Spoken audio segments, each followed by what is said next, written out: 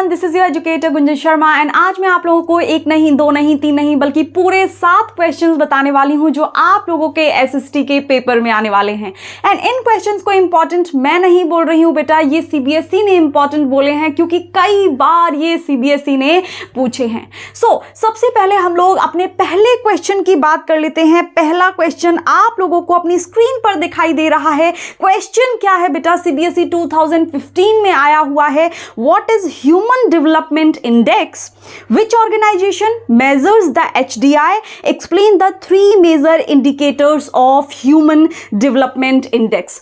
Good. सही से prepare कर लेना है, अपने आंसर्स को पैराग्राफ्स में ना लिख करके उनको पॉइंट्स में लिखना है। Good. Now I will give you the question number 2 and that is also important क्योंकि सीबीएसई ने कई बार इसको पूछा हुआ है। So question क्या है? People have conflicting development goals.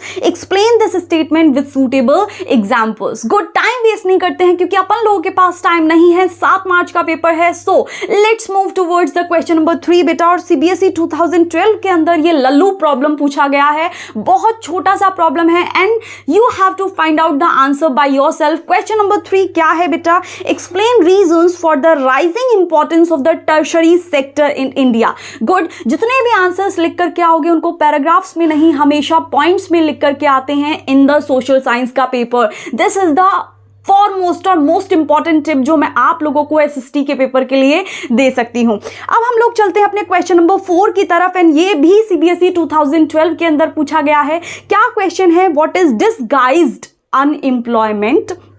Suggest any 2 measures to reduce this kind of unemployment. Good. So इस क्वेश्चन को आप लोग प्रिपेयर करके बोर्ड एग्जाम के लिए जरूर जाएं क्योंकि सीबीएसई 2024 के अंदर आने की इसकी probability is quite high. Now we'll move towards the question number 5 बेटा और give it a try. Please solve करो इसको एंड मुझे अपने आंसर्स को कमेंट्स के अंदर बताइए। क्या क्वेश्चन है? Explain reasons for the rising importance of tertiary sector in India.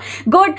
Answer आप लोगों के सबके कमेंट सेक्शन में दिखाई देने चाहिए। और अब हम लोग अपने छठे और 7वें क्वेश्चन की बात कर लेते हैं जो कि आज के सेशन के सबसे इंपॉर्टेंट क्वेश्चन है। क्वेश्चन नंबर 6 है बेटा, cheap and affordable credit is crucial for the country's development, assess the statement. Good, ये क्वेश्चन भी बोर्ड एग्जाम के अंदर कई बार देखने को मिला है। दैट्स व्हाई ये इंपॉर्टेंट बन जाता है। हम लोगों को प्रिपेयर करके जाना ही चाहिए अपने पेपर के लिए। Question number 7 and the last question बेटा जो मैं आप लोगों को देना चाहूंगी, बताना चाहूंगी कि प्रिपेयर करके जाना is a must. So question number 7 है, self help groups eliminate poverty and empowerment, substantiate with suitable examples. Good, ये क्वेश्चन बोर्ड एग्जाम के अंदर एक बार नहीं, 2 बार नहीं, 3 बार नहीं बल्कि कई बार पूछा गया है।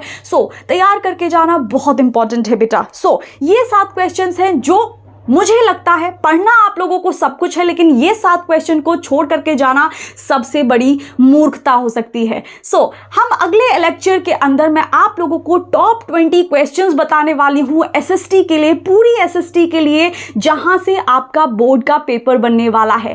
Till then take care, bye bye, पढ़ते रहिए एंड डोंट टेक स्ट्रेस।